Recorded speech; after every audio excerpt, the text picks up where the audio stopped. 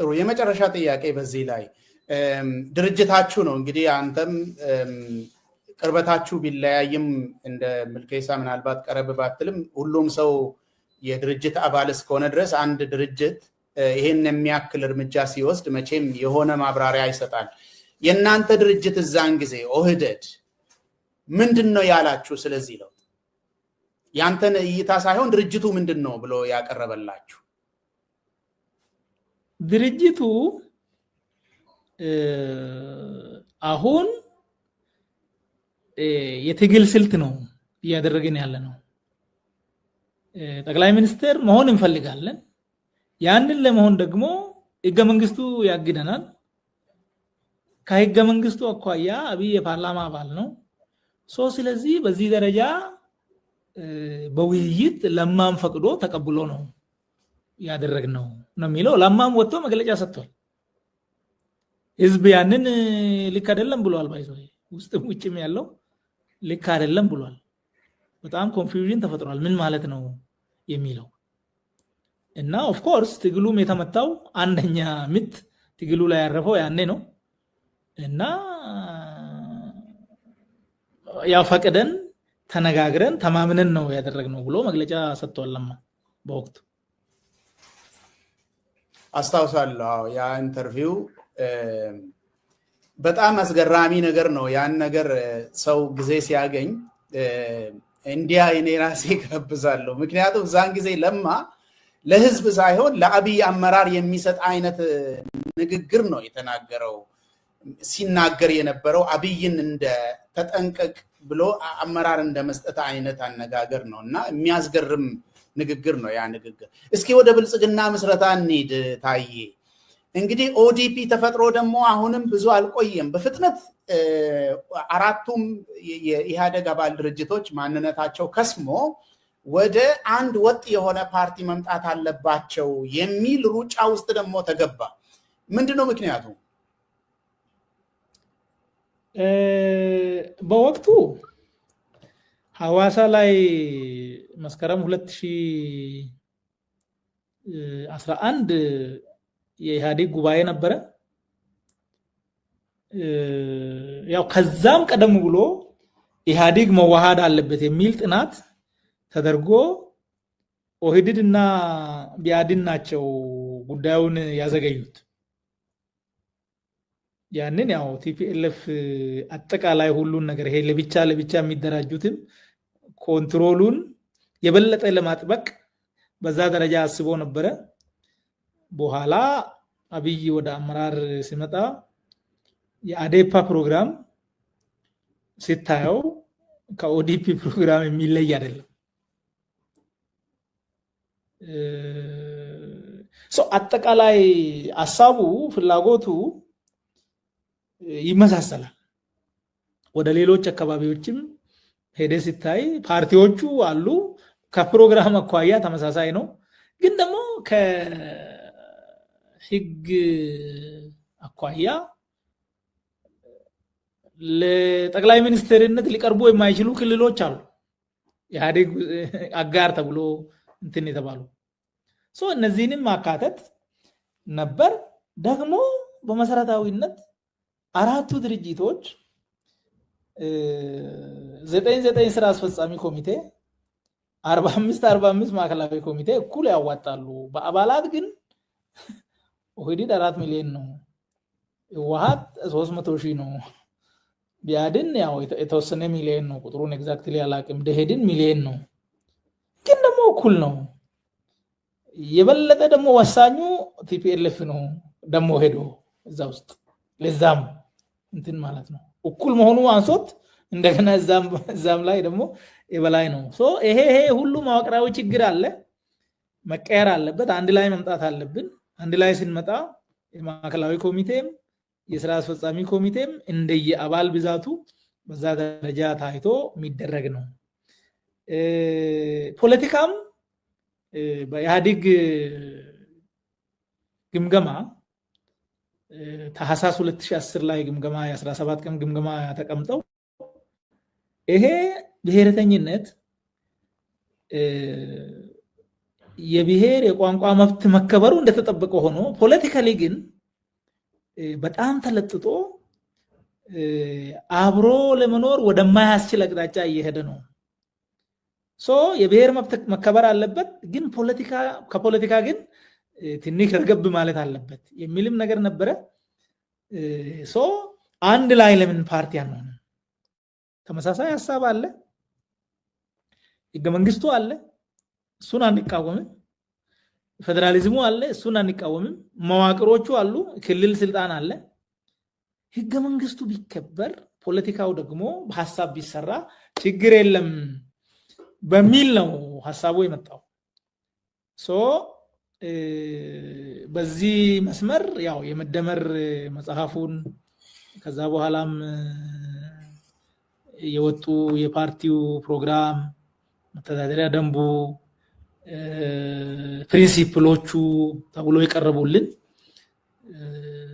ህብረ ብሔራዊ አንድነት፣ ነፃነት፣ የዜጎች ክብር፣ ወንድማማችነት፣ ፍትህ፣ እኩልነት፣ እነዚህ የመሃል ፖለቲካ የሚሉ ነገሮች አሉ። ማለት ሲታይ በጣም ደስ የሚል ማለት ራሽናል ሆነ ሲታይ ሌላ ፍላጎት ከሌለ ያው ትረስት የምታደርጋቸው ጉዳዮች ናቸውና ይሄ መጣ፣ ይሄ ቀረበ። በዚህ መነሻ ነው ወደዚህ የተመጣው ወደ ብልጽግና። ጥሩ። እስኪ እንግዲህ አንተ የዛ ፓርቲ ዋና ሰው ሆነ ስትንቀሳቀስ ነበር። በተለይ ኦሮሚያ ላይ የህግ ተማሪ ነህ፣ ደግሞ ህግ ተምረሃል። የምርጫ ቦርድን ህግ በደንብ አንብበህ ታውቃለህ። ፓርቲው ፕሮግራም ሲቀርጽ አብረ ነበርክ። ሁሉም ነገር መሰረቱ ሲጣል አብረ ስለነበርክ ነው የምጠይቅ። እና የምርጫ ቦርድ ፓርቲዎች ሲቋቋሙ የሚጠይቃቸው መስፈርቶች አሉ፣ መሟላት ያለባቸው ነገሮች አሉ። አንዱ የጠቅላላ ጉባኤ የሚባል ነገር ነው። ብልጽግና ያው ምንም ነገር ሳያደርግ በጨበጣ ነው ከኢህአዴግነት አባላትን የኢህአዴግን አባላት እንግዲህ አንተ ሌላ አካሄድ ከነበረ ታርመኛለህ። ከላይ ያሉት እንጂ ከታች ያሉት አብዛኞቹ እንዳለ ስማቸው ወደዛ ተገልብጦ የብልጽግና ፓርቲ እንዲሆኑ አዲስ ፕሮግራም ተቀርጾ ተነግሯቸው ነው። የጠቅላላ ጉባኤ ሳያደርግ ነው ሰርቲፊኬት ያገኘው ከምርጫ ቦርድ። ህጋዊነቱን እንዴት ታያለ ለማለት ነው። ያ ከኔ አኳያ አካሄዱ ህጋዊ ነው የሚል እምነት ነው በወቅቱም ዛሬም ያለኝ። አራት ድርጅቶች የኢህአዴግ አባላት ናቸው። ኦፍ ኮርስ ህወሓት እምቢ ብሎ ነው የወጣው። 3 ድርጅቶች ከኢህአዴግ የመጡ ናቸው። 5 ድርጅቶች ደግሞ ከአጋር ከሚባሉ ድርጅቶች የመጡ ናቸው። ሁሉም ህጋዊ ድርጅቶች ናቸው። በጉባኤ የተመሰረቱ ናቸው። ሰርቲፊኬት ያላቸው ናቸው። በእያንዳንዱ መተዳደሪያ ደንብ ጥምረት ሲፈጠር እንዴት ነው የሚፈጠረው፣ ውህደት ሲፈጠር እንዴት ነው የሚፈጠረው የሚል መተዳደሪያ ደንብ ላይ ተጽፏል። ፓርቲዎቹ አስቸኳይ ጉባኤ ጠርተው በዛ አስቸኳይ ጉባኤ ነባሩን ፓርቲ አፍርሰው አዲሱን የሚፈጠረውን ፓርቲ ለመቀላቀል በቃለ ጉባኤ ውሳኔ አሳልፏል። 8ቱም ብልጽግና የተቀላቀሉት ብልጽግና እንደ አዲስ ፓርቲ ገና አባላትን አስፈርሞ የሚመጣ ሳይሆን ቀደም ብሎ አባላት የነበሩት እና በጉባኤም እያንዳንዳቸው በጉባኤ ተመሰረቱ እና በጉባኤ ደግሞ ራሳቸውን አፍርሰው ሌላውን ለመቀላቀል አዲሱን ፓርቲ ለመቀላቀል የወሰኑ ፓርቲዎች 8 ፓርቲዎች ነበሩ። ከፓርቲ አኳያ ህይወት የነበራቸው ማለት ነው፣ ሌጋል ፐርሰናሊቲ የነበራቸው። ይሄ ጥምረት ነው፣ ይሄ ውህደት ነው። አዲስ አባል ወይም አዲስ አይነት ፓርቲ ስላልሆነ ገና ሌላ የነዛ ፓርቲዎች የጉባኤ ጊዜ ማድረግ የሚገባቸው ጊዜ አለ። በዛ ጊዜ ውስጥ እንደገና ፓርቲው ከተጣመረ በኋላ ወይም ከተዋሃደ በኋላ ጊዜው ሳያልፍ ጉባኤ ማድረግ ይኖርበታል እንጂ አዲስ ገና ሰው አስፈርሞ ምናምን መዞር አልነበረበትም። ምክንያቱም ያሉ ፓርቲዎች ፈርሶ ስለመሰረቱት እኔ ከኔ አኳያ የህጋዊነት ጉድለት ያለበት አይመስለኝም። ጥሩ። ከዚህ አኳያ እስኪ አንዳንድ ነጥቦችን ላንሳ። ለምሳሌ ኦህዴድ ያንተን ስራ ባልደረባ የነበረ ምልኬሳ እንዳነሳው ጠቅላላ ጉባኤ አልጠራም። ራሱን ለማክሰም ይሄንን የብልጽግናን ሐሳብና ሽግግሩን የሚቀበሉ አንድ ፒክድ የሆኑ ሰዎችን ሰብስበው ነው ያስወሰኑት። በዛ ላይ ደግሞ ለማ አልነበረም እዛን ጊዜ፣ አንተም ታስታውሳለህ መሰለኝ፣ ሀገር ውስጥም የነበረ አልመሰለኝም። እና ለማን የሚያክል ሰው ሳይገኝ የተመረጡ ሰዎችን ወስዶ ነው ኦህዴድ ለምሳሌ ማለት ነው ራሱን አክስሞ የመጣ። ሁለተኛ አዲስ ፓርቲ አይደለም ማለት እንዴት ይቻላል? አዲስ ፖለቲካ ፕሮግራም አይደለም ወይ የቀረጸው? የኢህአደግ የአባላት ይዘት ተዛንፎ አይደለም እንዴ? ህወሓት ትቶ አልሄደም እንዴ? ሌሎቹ ውጪ የነበሩት ደግሞ አጋር የነበሩት ተጨምረው ሁሉም ነገር አዲስ በሆነበት ሌሎቹ አሁን አባላትም አንድ በአንድ ተጠይቀው ትፈልጋለህ ምናምን አልፈልግም ተብሎ አይደለም። ወደዛ ጉልበት በሚመስል መንገድ አይደለም እንዴ ሰው ወደዛ አዲስ አይደለም የሚል ነገር ነው ወይ? የመጨረሻ ጥያቄ ነው በዚህ ላይ። በዚህ ላይ ጉባኤው አካሄዱ እንዴት ነበረ? ማን ነው የተሳተፈው? ማን ነው የቀረው? የሚለው በኋላ ላይ የታዘብነው ነገር ነበር። ይቃወማሉ ተብሎ የተገመቱ ጥቂት ሰዎች እንዳይመጡ ተደርጓል። ወይም ጥሪ ሳይደርሳቸው ያው የሚጠሩ ሌሎች ሰዎች ስለነበሩ በወቅቱ መረጃው አልነበረንም። በኋላ አልተጠራንም የሚሉ ሰዎች በጣም ቆይተን ነው የተረዳነው። ሌሎች ደግሞ እንደ ተቃውሞ ነው የቀሩት። ማለት የተወሰኑ ማዕከላዊ ኮሚቴ አባላት ጥሪው ደርሷቸዋል።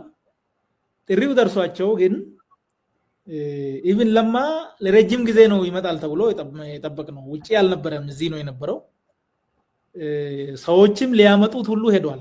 ብርሃኑ ጸጋዬ ወርቅነህ ሊያመጡት ሁሉ እና ብዙ ጊዜ ነው ስብሰባውን አዘግይተን የጠበቅነው ነበረ። ዋናው ጉዳይ ግን እዛ መተው መድረኩ ላይ አስተሳሰቡን ይሄ በዚህ ምክንያት አይጠቅምም እንደማለት ከመድረኩ መቅረትን እንደ አማራጭ የወሰዱ ሰዎች ነበሩ። እሱ ትክክል ነው ብዬ እኔ አላምንም። አንድም ሰው ቢሆን እኔ ስላመንኩበት ነው እንጂ ባላምን ኖሮ ይሄ ትክክል አይደለም፣ ለህዝባችንም ጥቅም ለሀገሪቱም የወደፊት ጣፋንታ ጠቃሚ አይደለም ይሄ አካሄድ ብዬ ግልጽ ይቃወማለሁ፣ በድምጽም ይወጣለሁ። ቢሆን ማለት እኔ ተጻፈውን አንብቤያለሁ፣ ምንም ችግር አላየሁበትም። በኔ በወቅቱ የነበረኝ አሁንም ቢሆን አስተሳሰቡ ላይ የተጻፈው ላይ አሁን ብልጽግና ማን ይጠላል? አሁን ህብረ ብሔራዊ አንድነት ማን ይጠላል? አሁን ሐሳብ ያው እነሱ ስለሚሉት ዝም ብሎ የውሸት ስለሆነ ሊያስጠላ ይችላል አሁን ሲሰማው። በአጠቃላይ ግን ሐሳቡ በይዘቱ ደረጃ ሲታይ እኔ አሳምኖኝ ነው የተቀበልኩት።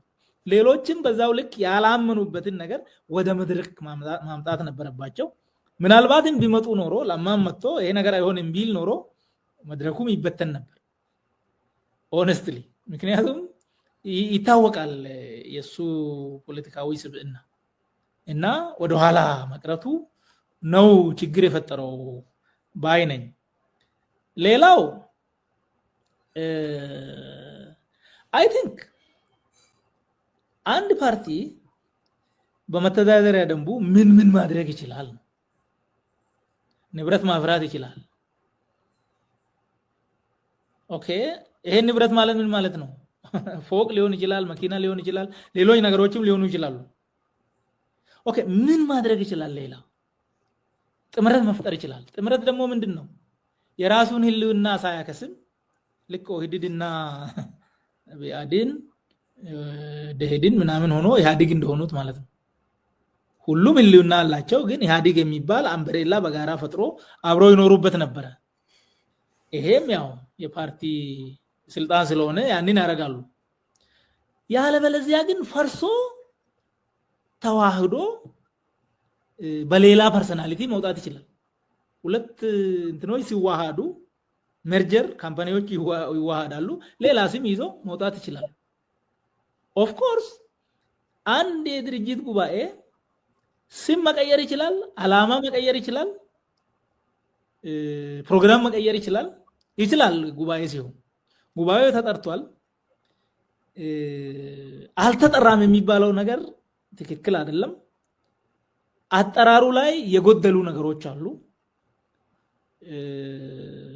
ያንን የሚያውቅ ደግሞ እኔ በወቅቱ ግንዛቤው ስላልነበረኝ ነው። ኢቭን ያልተጠራ አንድ ሰው መኖሩን ባቅ እኔ ልክ አይደለም ነው የሚለው። ፐርሰናሊ አላወቅኩም እኔ በወቅቱ። የሚያውቅ ሰው ደግሞ መጥቶ ያንን ይሄ የተጨበረበረ ጉባኤ ነው፣ ስለዚህ መደረግ የለበትም ማለት ነበረበት። ግን ጉባኤ ተደርጓል፣ እኛ ተሳትፈናል። እነማን ናቸው ጉባኤ? የዛ ጉባኤ አካል ወደ 1000 ምናምን ሰው ነው። የእያንዳንዱን ስም እኔ ማወቅ አልችልም፣ ፊቱንም ማወቅ አልችልም። ግን ሰው መጥቷል። ይሄ ጉባኤ አባል አልነበረም እና ያለ ህግ መጥቷል የሚል ካለም በዛ ደረጃ መቃወም ነበረበት። እና ከኔ አኳያ አካሄዱ ላይ ችግር አላየሁም። ዋናው ችግር የተነጋገርነው ቃል የገባነው ባልነው ልክ መፈጸም አለመቻላችንና ወደ ተቃራኒ መንገድ መግባቱ ነው የሚል ነው እንግዲህ የኔ እይታ። ኦፍ ኮርስ አካሄዱ ያው ባይደረግ ኮንትሮል ሜካኒዝም እንደ ኦሮሚያ ክልል ሰዎችን የምንቆጣጠርበት መቆጣጠሪያ ከእጃችን የወጣበት ነው። እኛ ያንን አላየንም። እሱን በዛ ደረጃ መከራከር ይቻላል። መደረግ የነበረበት ግን መድረክ ላይ በማምጣት ነበረ። ያ አልተደረገም ነው። በጣም ጥሩ። እስኪ እንግዲህ ኦህዴድን ስትቀላቀል ከዛም ደግሞ ወደ ኦዲፒም ሲለወጥ በጊዜው የነበረ የፖለቲካ እይታ ነበረ። የአገርና ለምሳሌ የኦሮሚያ ችግር ትንታኔ የራስህ ነበረ፣ ከሰዎች ጋር የተስማማህበት ነገር ነበረ። ያንን ትንታኔ መሰረት በማድረግና ይሄ ኦህዴድ የሚባል ድርጅት ጉድለቶች ቢኖርበትም እናሻሽላለን፣ እናሸንፋለን በሚል እሳቤ አሁን እንግዲህ ወደ ብልጽግና ሽግግር ሲደረግ አንተ አይተ የገባኸው ነገር ሙሉ ለሙሉ ተለውጧል። ለምሳሌ ኦህዴድ ከነችግሩም ከነምኑም የብሔር ስም ነው ያለው። የኦሮሞ ህዝብ ዲሞክራሲያዊ ድርጅት ነው የሚባል። ሌሎቹም እንደዚሁ አባል ድርጅቶቹም እንደዚህ። ብልጽግና ይሄንን ተጠይፎ ነው የጀመረው ማለት ትክክል አይደለም። ቢቻል ኢትዮጵያ የሚል ባይቻል ደግሞ እንደዚሁ ብልጽግና ፓርቲ የሚል የሆነውም ያ ነው። መጨረሻ ላይም ግጭት ያመጣው ነገር አገሪቷን ወደ ጦርነት የወሰደውም የብሔሮች ጥያቄ ተመልሷል የሚል እሳቤ ነው ሲቀነቀን የምናየው ማለት ነው። በተጨባጭ የሚታየው ችግር ግን የሚታወቅ ነው። አንተም የምታውቀው ነገር ነው። ኦሮሚያ ላይ፣ አማራ፣ የትም የተባባሰ ችግር እንጂ የተቃለለ ችግር አይታይም። አንተ በራስህ በግል ማለት ነው ወደ ብልጽግና ስትቀላቀል የኦሮሚያንም ሆነ የሀገሪቷንም ችግር የምትረዳበት መንገድ ተቀይሯል? ያንተ ትንታኔ ተቀየረ ወይስ እንዴት ነው? ብልጽግና የብሔርን ነገር ቁጭ አድርጉ ህብረ ብሔራዊ ፌዴራሊዝም ለስሙ እንቀበላለን የሚባል ፕሮግራሙ ላይ እንዳለ ነግረኸኛል። ነገር ግን የብሔሮች ስም ሲፋቅ ከፓርቲ በፊት ደግሞ የብሔር ያለው ስምን ነው አይተ የገባው። ያንተም ትንታኔ በዛ ላይ የተመሰረተ ይመስለኛል። ከተሳሳትኩ ታርመኛል። ወደ ብልጽግና ስትገባ የሀገሪቷን ችግር የምትረዳበት መንገድ የኦሮሚያንም የምትረዳበት ትንታኔ ተቀይሯል ማለት ነው ወይስ ሌላ ነገር አለ?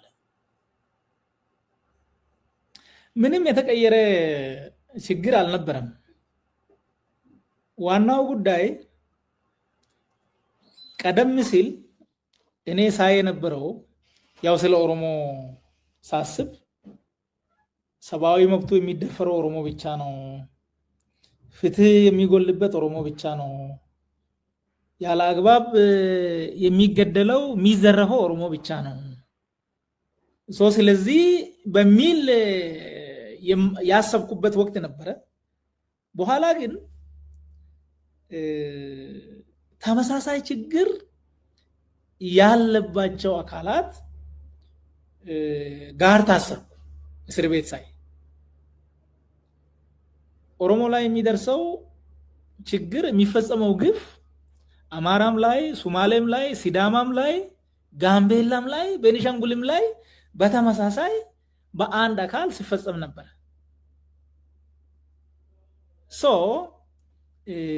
ጥያቄው የፍትህ ከሆነ ፍትህ የኦሮሞ ብቻ ሊሆን አይችልም። ጥያቄው የነጻነት ከሆነ ነጻነት የኦሮሞ ብቻ ሊሆን አይችልም። ጥያቄው የእኩልነት ከሆነ ይሄ እኩልነት የኦሮሞ ብቻ ሊሆን አይችልም። ጥያቄው የእኩል ተጠቃሚነት ራስን የመስተዳደር ጥያቄ ከሆነ ይሄም የኦሮሞ ህዝብ ጥያቄ ብቻ አይደለም። ህብረ ብሔራዊ አንድነቱ ውስጥ ነጻነት ኖሮ የህዝብ በላይነት ዲሞክራሲ ጥያቄ ከሆነ ዲሞክራሲ የኦሮሞ ጥያቄ ብቻ አይደለም። ዲሞክራሲ ጥያቄ አማራም አለው፣ ኢንክሉዲንግ ትግራይም ዲሞክራሲ ጥያቄ ነበረው። እኛ ጋዜጣ ስናነብ ትግራይ ማንበብ አይችልም ነበረ። የመልካም አስተዳደር ጥያቄ የትም ነው ያለው። አጠቃላይ ለሁሉም የሚበጅ ስርዓት መገንባት ነው እንጂ የኦሮሞ ስላልክ ወይም የኦሮሞ ስም ስላለ በዛ ደረጃ አሁን ያለውን ማየት ይችላል። ባይዘው የፓርቲ እንትን ስለሌለ ሳይሆን ያኔም ኦህዴድም ነበረ፣ ኦሮሞ ዲሞክራሲያዊ ድርጅት ነው፣ ግን ዲሞክራሲ አልነበረም። ባይዘው በድርጅቱ ማለት ብዙ ነገሮች የኦሮሞ ጥቅም ምናምን የሚነሱ ነገሮች አሉ፣ ግን የስሙላ ነው። ህገ መንግስት አለ፣ ህገ መንግስቱ አይከበርም ነበረ። ራስን ማስተዳደር የሚባል ነገር አለ፣ ግን ሌላ ሰው በእጃ ዙር ያስተዳድራል የነበረው ነገር። ዋናው ነገር አሁን እናንተ ጋር አሁን እናንተ ባላችሁበት የብሔር የሚባል ፓርቲ የለም። ነገር ግን ደግሞ ሁሉም ብሔር ባለው ህግ ማዕቀፍ ውስጥ በነፃነት የፈለገውን ማድረግ ይችላል። ህጋዊ የሆኑ ነገሮችን ማንም አይከለክልም። የኦሮሞ ባህል ለብሰህ ብትንቀሳቀስ የሆነ ባንዲራ ብትይዝ ለምን ትይዛለህ የሚል የለም። ጉዳዩ የገሌ ብሔር ወይም የኦሮሞ ፌዴራሊስት ኮንግረስ የሚባል ፓርቲ እዛ ስላለ አይደለም። ስርዓት አለ፣ ህግ አለ፣ ተቋማት አሉ። የመንግስት ስልጣን የተገደበ ነው። ያ ገደብ ደግሞ በዜጎች በቡድኖች መብት ይገለጻል። ህገ መንግስቱ አለ። በዛ ደረጃ ህገ መንግስቱ የሚከበር ከሆነ እና ስርዓት የሚመሰረት ከሆነ ተቋማት የሚጠናከሩ ከሆነ ፖሊስ ነፃ ከሆነ ፍርድ ቤት ነፃ ከሆነ በዚህ ደረጃ ምንም ችግር የለም። በዚህ ማዕቀፍ ውስጥ ኦሮሞ ህዝብ ጥያቄ ምንም የተለየ ጥያቄ የለውም ከሌላው። የፍትህ ጥያቄ አለው። የተገፋባቸው የተነጠቃቸው ብዙ ነገሮች አሉ። ፍትህ ካለ ይመለስለታል። ተቋማት ናቸው የሚመልሱት። ይከሳል፣ ፍትህ ያገኛል በሚል ነው የኔ እምነት የነበረው። አሁንም ቢሆን ጥያቄው ተመሳሳይ ነው። አሁን ኤርትራ ስትሄድ የኤርትራ መንግስት ነው ኦኬ፣ እንደ መንግስት ስም አለው፣ አገርም አለ። ያ ህዝብ የሚፈልገው ነገር እየተደረገለት ነው። ደቡብ ሱዳን ሀገር ነው፣ ሀገር ሆኗል። የሆነ ፓርቲ አለው በዛ ደቡብ እንትን የሚጠራ ኦኬ። ከሰሜን ሱዳን ሲገነጠል ያው የሆነ ችግር አንስቶ ነው። ያ ችግር ተፈቷል ወይ እዛ ስትሄድ? ምክንያቱም የሆነ አካል የሆነ ሰው የሆነ ብሔር ስለሆነ ሳይሆን በመርህ ላይ ተመስርተ በዛ መርህ መሰረት ስርዓት ገንብተ ተቋማትን አጠናክረ ተጠያቂነትን አምጥተ ግልጽነትን አምጥተ በዛው ማዕቀፍ ውስጥ ነው እንጂ አሁንም ቢሆን ያ ነገር ኦኮ ስለሆነ ኦፌድን ስለሆነ የሆነ ስለሆነ የሚፈታ ነገር አሁንም የለም። ከዚህ አኳያ ችግሩ የጋራ ስለሆነ በዚህ ጋራ የጋራ ችግር ላይ በጋራ ፕሮግራም በጋራ አላማ በጋራ አደረጃጀት ሆነን ብንሰራ ደግሞ በትግሉ ጊዜም የህዝብ መተባበር አንድ ላይ መምጣት ተመሳሳይ ስሜት ማሳየት ነገር እያየን ስለነበረ አንዱ ለሌላው ሞቷል አንዱ ለሌላው ሞቷል ድንበር ተሻግሮ አንዱ ለሌላው ታስሯል ድንበር ተሻግሮ አንዱ የሌላ ችግር አሞታል ከዚህ አኳያ እኔ የኦሮሞ ችግር ብቻ ሳይሆን ሊያሳስበኝ የሚገባው የትግራይም ችግር ሊያሳስበኝ ይገባል የአፋርም ችግር የአማራም ችግር የሶማሌም ችግር ባያስኩት ፕሮግራም ማዕቀፍ ውስጥ በዚህ ደረጃ ብናስብ ፖለቲካሊ የአንድ ሀገር ሰዎች እስከሆነን ጊዜ ድረስ ይሄ ልክ ነው የሚል እምነት ነበረኝ በወቅቱ በዚህ መሰረት ነው አሁንም ችግሩ ይሄ ነው ፍትህ የለም የህዝብ በላይነት የለም ህጋዊነት የለም ህገ መንግስታዊነት የለም መረጋገጥ ያለበት ይሄ ነው ይሄ ከተረጋገጠ ለኦሮሞም ሰላም ነው ለአማራም ሰላም ነው ለትግራይም ሰላም ነው ይሄ ካለ ይሄ ከሌለ ግን ኦሮሞ ስለሆንክ አማራ ስለሆንክ የሆነ አፋር ስለሆንክ እነዚህ መሰረታዊ ማሪዎች ይሄ ነፃነት የሚያረጋግጥ የህግ በላይነት የሚከበርበት ተቋማት ነፃ ሆኖ ከህጉ አኳያ ብቻ የሚሰሩበት እኩልነት ፍትህ ካልተረጋገጠ ምንም ለውጥ የለም ውሃ ቅዳ ውሃ መልስ ነው የሚሆነው እና የኔ እምነት ያ ነው የነበረው ያው በኋላ የሚታዩ ነገሮች ሊኖሩ ይችላሉ የኔ ስህተቶች እዛ ውስጥ በጣም ጥሩ አመሰግናለሁ ታዬ የምዕራቡን ዓለም ምሳሌ የወሰድክበትን እሳቤ ማለት እረዳለሁ መልካም ነገርን ከመመኘት እንደሆነ እዚህ ደረጃ ላይ ብንደርስ ችግር አይፈጠርም ከማለት እንደሆነ እረዳለሁ ነገር ግን አገሪቷ ኢትዮጵያ የመጣችበት ታሪካዊ ሂደት በጣም የተለየ ምናልባት አሜሪካም እንደዚህ ነው ለማለት የሚያስቸግር ሊሆን ይችላል ኢትዮጵያ ውስጥ የብሔር ጭቆና ነበረ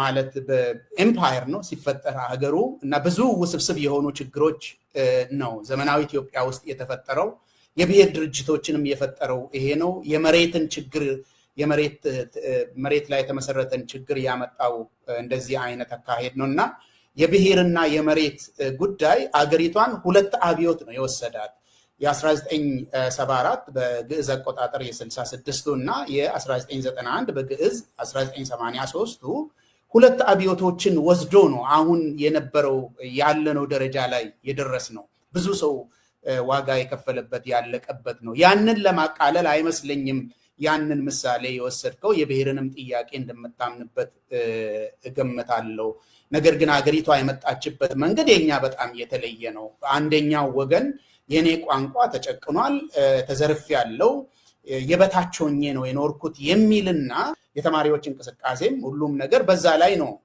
መሰረቱን የጣለው ወደ ታዬና ወደ አብይ እንሻገር እንግዲህ ታዬ አሁን የራስህን የፖለቲካ አቋም ይዘህ በህዝብ ወገን ሆነ እየተከራከርክ ነው የዚህ አገር አካሄድ የፖሊሲ ቀረጻው ስህተት አለበት አተገባበሩም ስህተት አለበት አገሪቷ ተቸግራለች ችግር ውስጥ ገብታለች በሚል የህዝባዊ ጥያቄዎችን ይዘህ እየተከራከርክ ያለህበት ጊዜ ነው አሁን ከዛ በፊት ግን ከአብይ አህመድ ጋር ከብልጽግና ፓርቲ ጋር አንድ አመራር ውስጥ ገብታችሁ ስትሰሩ ነበር አንተ ብልጽግና ፓርቲን ኦሮሚያ ውስጥ ካቋቋሙት ካስተዋወቁት ሰዎች ውስጥ የመጀመሪያው ረድፍ ላይ የተሰለፉ ሰዎች ናቸው ውስጥ ነቢል ስህተት አይሆንም ይመስለኛል ከአብይ አህመድ ጋር መጀመሪያ የተዋወቅበትን አጋጣሚ ታስታውሳለህ? አዎ 2010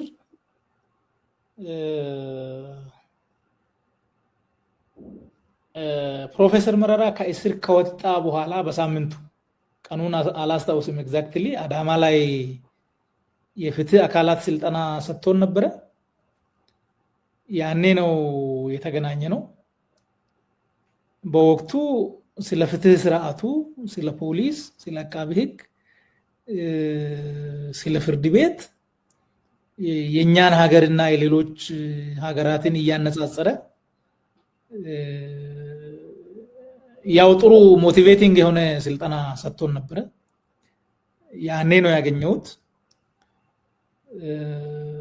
ደግሞ የሆነ ምልክት ሰጥቷል። ያኔ ባለፈው ሳምንት የት ነበርክ ብሎ የነበረ እኔም ሚልኬሳም ነበርን መሰለኝ። ፕሮፌሰር መረራ እንኳን በሰላም ወጣ ብለን ከእሳቸው ጋር ፎቶ ተነስተን ለጥፈን ነበር። እሷን አይተዋል ማለት ነው። የት ነበርክ ባለፈው ሳምንት የሚል ወደዛ ይሄዳሉ የሚል ስጋት ነበረው መሰለኝ። እሱን አንስቷል። ያኔ ነው ለመጀመሪያ ጊዜ በአካል ያገኘሁት። ሌላው ያው ከዛ በኋላም ብዙ ቅርበት አልነበረንም እስከ 2014 ድረስ። በጣም ጥሩ። በግልጽ በአደባባይ ልዩነትህን መግለጽ ከጀመርክ በኋላ አንተን እሱ ከሚኒስትር ዴታነት ያነሳበት ጊዜ አስታውሳለሁ እና ያንን እርምጃ ሲወስድ የለጠፍከው ነገር ነበረ። በሚዲያም ቀርበ ደግሞ የተናገርካቸው ቃላቶች የነበሩ አብይ አህመድን ለመግለጽ አንደኛ አረመኔ ነው የሚል ነው። ሁለተኛው በአፋን ኦሮሞ የሰማሁት ናቶ ነማ ሂንቀበኒ ለሰው የመራራት ስብዕና የለውም ጭራሽ አላየውበትም የሚል ነው። እነዛን ቃላት የተጠቀምከው በንዴት ነው ወይስ አሁን ይቆጫል? በንዴት የተጠቀምኩት አይደለም። በገባኝ ልክ እሱን ለመግለጽ ነው። በገባኝ ልክ ማለት ነው። እንግዲህ በዚያ ውሳኔ ያው በግልጽ አቋም ወደ ማራመድ ከመምጣቴ በፊት 2011 ፓርቲ ኦፊስ የኦዲፒ በነበርኩበት ጊዜ ከምሁራን ጋር ተባብሬ ሰነድ አዘጋጅቼ ስለለውጡ አካሄድ አቅርቤ ነበር። ያው ለህዝቡም ግልጽ እንዲሆን ከዚህ በፊትም በእርግጥ አንስቻለሁ በቢቢሲ ላይ ለውጥ አንደኛ የትርክት ችግር አለበት። ከየት ወዴት እንደሚሄድ አይታወቅም። ለመገንጠል የሚፈልጉም ይሄ ለውጤኛ ነው ይላሉ። አሃዳዊ ስርዓት መገንባት የሚፈልጉም ይሄ ለውጤኛ ነው ይላሉ። ፌደራሊዝሙን ማስቀጠል የሚፈልጉም ይሄ ለውጤኛ ነው ይላሉ። በዚህ መሃልም የተለያየ ሌላ አስተሳሰብን በማዕቀፍ የያዘ ነው። ትርክቱ በህገ መንግስቱ ላይ ምንድነው አቋሙ? በፌደራሊዝሙ ላይ ምንድነው አቋሙ? የሚገነባው የዲሞክራሲ ስርዓት ምን አይነት ነው? በዚህ ላይ ለውጡ ክሊር መሆን አለበት። ይሄ ካልሆነ አራት ችግሮች ይወለዳሉ። አንዱ የጸጥታ ችግር ነው። ያው ብዙ ዝርዝር ነገሮች አሉ። ጸጥታ ችግር ይፈታል። ሁለተኛ ኢኮኖሚ ጦስ ሊመጣ ይችላል። ኑሮ ውድነቱ፣ ስራ አጥነቱ፣ ሳቦቴጅም ሊደረግ ይችላል ከተቀናቃኝ ኃይሉ ጋር አቅማችን ስለማይመጣጠን። እንደገና አስተዳደራዊ ቀውስ ሊመጣ ይችላል። ሌብነት የበለጠ ከበፊቱ ሊሰፋ ይችላል። አገልግሎት ሊስተጓጎል ይችላል። ከዲፕሎማሲ አኳያም ችግር ሊመጣ ይችላል እና ልንሰናከል እንችላለን የሚል ሐሳብ አቅርቤ ነበረ። ያ ሐሳብ ወደቀ። ይሄ ሐሳብ የዲያስፖራ ሐሳብ ነው። ዲያስፖራ ደግሞ እብድ ነው። ዲያስፖራን አትስሙት አለ። ከዛ በኋላም ሌላ ጊዜ ያው ቅድም አስቸኳይ ጉባኤ በተባለ ቀን አዳማ ላይ 4 ጥያቄዎችን አንስቼ ነበረ። አንዱ ትግሉ ላይ ዋጋ የከፈሉ ሰዎች እውቅና ማግኘት አለባቸው፣ የተጎዱ መካስ አለባቸው። ይሄ ካልሆነ ለውጡ ባለቤት አልባ ይሆናል የሚል አንስቼ ነበር። ሁለተኛ ሌብነት በኢህአዴግ ጊዜ ከነበረው ፍጥነት በላይ እየሄደ ነው። ይሄ ልውገም ሊበጅለት ይገባል። ያለበለዚያ ይበላናል። ወያኔን እንደበላ ሁሉ እኛንም ይበላናል። ሶስተኛ የኛ መንግስት የኛ አስተዳደር በስርዓቱ ውስጥ ተጠያቂነት የለውም። አንድ ሰው የሆነ ወረዳ ላይ ቢያበላሽ ሌላ ወረዳ ተወስዶ ይሾማል ወይ ከፍ ተደርጎ ዞን ይገባል እና በወንጀል በጥፋት አመራሩ አይጠየቅም። እንደዚህ ደግሞ ከሆነ መንግስት ሊጸና አይችልም። ህዝብም በዚህ ደረጃ እያየን ነው፣ ተስፋ ይቆርጣል። ሌላው ወጣቱ ነው። ወጣቱ በትግል ውስጥ ነው የነበረው። አሁንም ጭንቅላት ውስጥ ያለው ከትግል ከአመስ አልወጣም። ይሄ ፕሮጀክት ተቀርጾ በጀት ተመድቦ ወጣቱ ወደ ሰላም መንፈስ እንዲመለስ ብቻ ደግሞ ሳይሆን ስራ እድል ይፈልጋል፣ ሰርቶ መኖር ይፈልጋል። በዚህ ልክ ታስቦ የራሱን ድርሻ በዚህ ለውጥ ውስጥ ተጠቃሚነቱን ማረጋገጥ ይፈልጋል። ይሄ ካልተደረገ ይሄንን ታግሎ ያመጣውን ለውጥ እንደገና መልሶ ሊታገለው ይችላል ብዬ ነግሬዋለሁ። ኖት ይዞ ነው ዝም ያለው። ከዚያ በኋላ ያው የአባገዳ ከረዮች ኦፍ ኮርስ እዛ ከመድረሳችን በፊት የወያኔ ጦርነት መጣ። የወያኔ ጦርነት ሁለተኛ ዙር የመጀመሪያው ሄደን ከምርጫ በኋላ ሁለተኛ ዙር መጣ። ሁለተኛ ዙር ሲመጣ እኛ አዳማ ላይ ሐምሌ 2013 አዳማ ላይ ያለፈውን አመት አፈጻጸም ግምገማና የቀጣይ አመት እቅድ ላይ ውይይት እያደረግን ነበረ። ሬንጀር ለብሶ መጣ እና 3 ነገሮችን ነገረን። አንዱ ምንድነው? አሁን ወያኔ ወደ አማራ ክልል እየመጣ ነው። ይሄ በጉልበቱ እየመጣ እንዳይመስላችሁ፣ ሆን ብለን ነው የለቀቅናቸው። ይሄ ፋኖ ብሎ የሚያቅራራውን እንዲያሳዩት ነው አለ። ደነገጥኩ። እኛ የማናውቀው የሆነው ነገር የለም። ኢቭን የትግራይ ጦርነትንም የፈጠርነው እኛ ነን።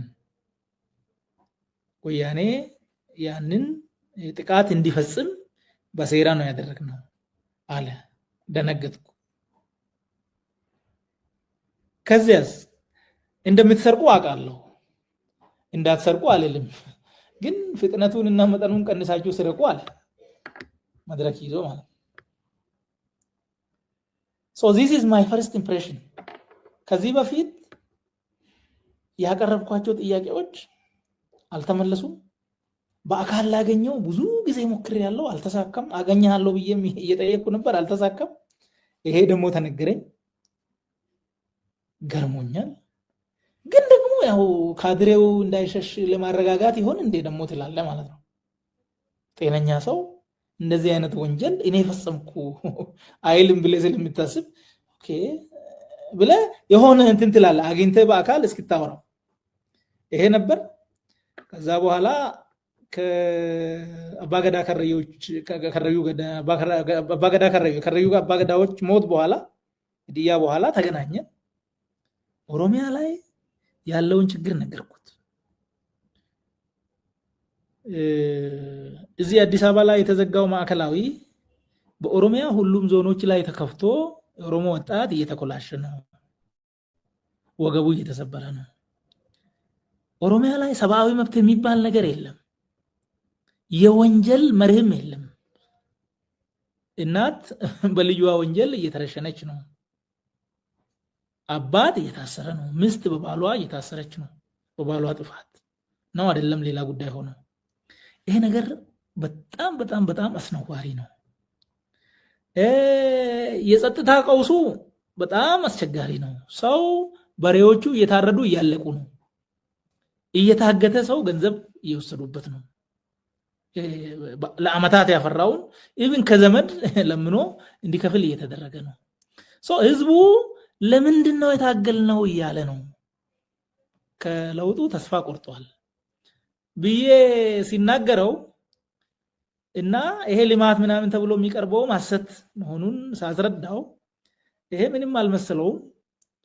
ሽመልስን አትንካብኝ፣ እሱ በጣም ምርጥ ፕሬዝዳንት ነው፣ እንደሱ አይነት ከዚህ በፊትም ኦሮሚያ ላይ ተሹሞ አያውቅም፣ ከዚህ በኋላም እንደሱ አይነት ፕሬዝዳንት አይመጣም አለ።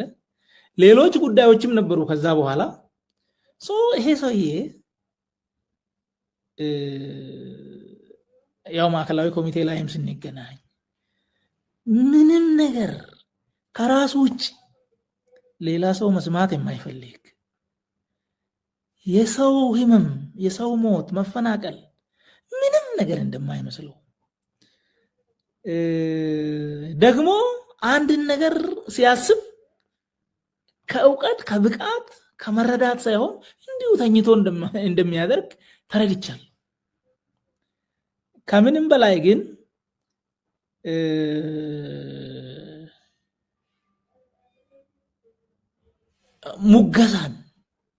ሙገሳን ብቻ አመራርን ስመርጥ ሲያስጠጋ ሲሾም ህግን እንደማይከተል ይሄን ሁሉ አየው እና 2011 የቀረበውን ሐሳብ በበጎ ተመልክቶ ቢሆን ኖሮ ጦርነቱን ማስቀረት ይቻል ነበር።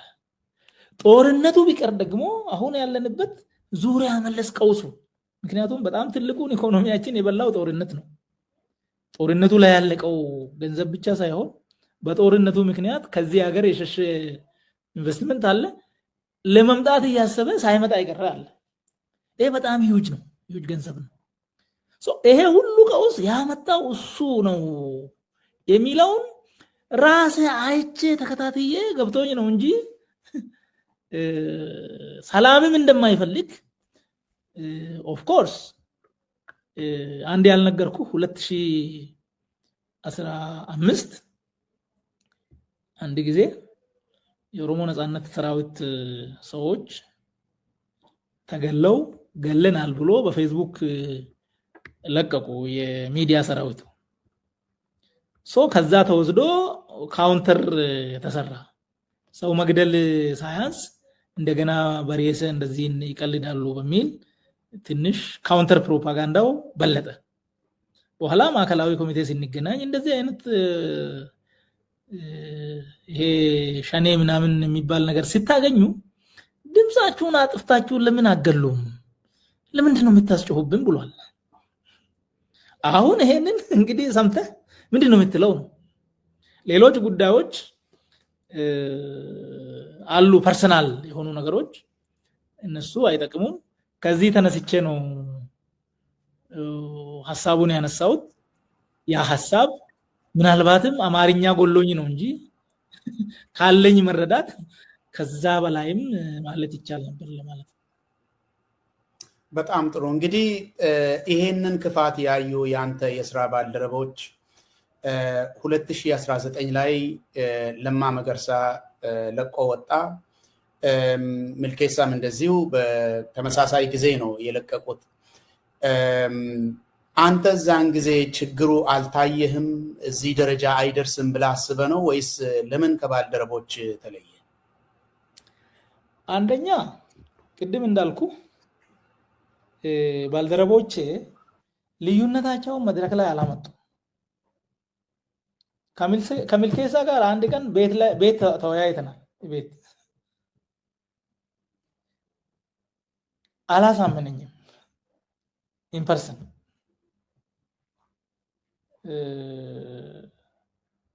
ኦዲፒ መፍረስ የለበትም ብሎ ሲል እና ያነሳቸው በወቅቱ እንግዲህ የነበረ ፋክቶች ዛሬ ያለህን የለህም።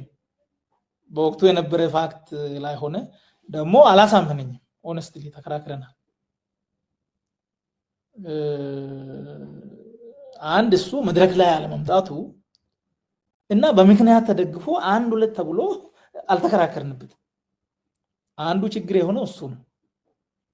ውስጥ ለውስጥ ነው አንዳንድ ነገር ሲደረግ ነበር። እኔ ደግሞ የሚፈልገው የመድረክ ትግል ነው። በመድረክ ትግል ደግሞ የመጡ ውጤቶችም አሉ ተስፋ የሚሰጡ የገመገምኳቸው ከቦታ የተነሱ ነበሩ። በእኔ ፐርሰናል ግምገማ ልክ አይደለም ይሄ ብዬ ያ ደግሞ ተስፋ ይሰጣል ማለት ነው። ውጪ ላይ ሌላውን እየታገልክ ውስጥ ላይ ደግሞ የተጣመሙ ችግር የሆኑ ነገሮችን ማስተካከል ከቻልክ ያው ድርጅት ማለት እሱ ነው የሚል ነው የነበረኝ ለኔ። እና ደግሞ ጽሁፎቹ፣ መሪዎቹ፣ ፕሮግራሙ በትክክል ያው ሆን ብዬ አንብቤው ነው። ስህተት አላየሁበትም። አሁንም ቢሆን ማለት ነው። ከዛ አኳያ መድረክ ላይም ባለመምጣቱ እና አላመንኩም ማለት ነው። የሚያሳምነኝ ነገር አልመጣም፣ አልተገኘም። አንዱ እሱ ነው። ሁለተኛ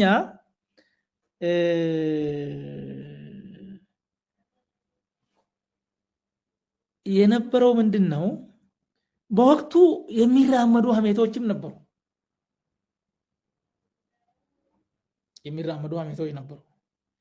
ያው ገሌ ላይ ቀንተዋል። በወቅቱ እሱ ኖቤል ሽልማትም አግኝተዋል እና ለማ እኔ ጠቅላይ ሚኒስቴር ቢሆን ኖቤል ሽልማቷ የኔ ትሆን ነበር የሚል እንትንም ነበረው የሚሉ ነገሮች ደግሞ ነበሩ።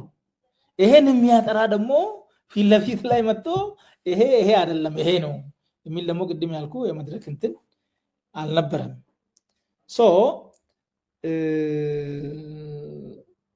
በዚህ ምክንያት ለመቀበል እና ከነሱ ለመለየት መንገዱ ያዋጣል። ፐርሰናል ጉዳይ አልነበረኝም። ሐሳቡ አሸናፊ ሐሳብ የሚል ነበረን በወቅቱ ሙቶ ሐሳቡ አሸናፊ ነው የሚል አምኛለሁ እኔ። ኦፍ ኮርስ አሁንም አሸናፊ ነው ብዬ ነው የማስበው። ሐሳቡ ሰላም ያሸንፋል። ኦፍ ኮርስ ፍትህ ትክክል ነው። ወንድማማችነት ምንም ጥፋት የለበትም። ነፃነት ምንም ጥፋት የለበትም። ዜጋ ውጭም ውስጥም እንዲከበር መስራት በምትችለው ልክ ይሄ ችግር የለበትም። ከፖለቲካ ፕሮግራም አኳያ፣ ከኢኮኖሚ ፕሮግራም አኳያ የተቀረጸው፣ ከማህበራዊ ፕሮግራም አኳያ፣ ከውጭ ጉዳይ ፕሮግራም አኳያ እኔ አሁን ፕሮግራሙ ላይ ችግር የለም። በዚህ ደረጃ ሌሎች ጉዳዮች ላይ ደግሞ የነበሩ ፋክቶች ውስን ነበሩ፣ አላመንኩም። በዚህ ነው የቀረው ለማለት ነው።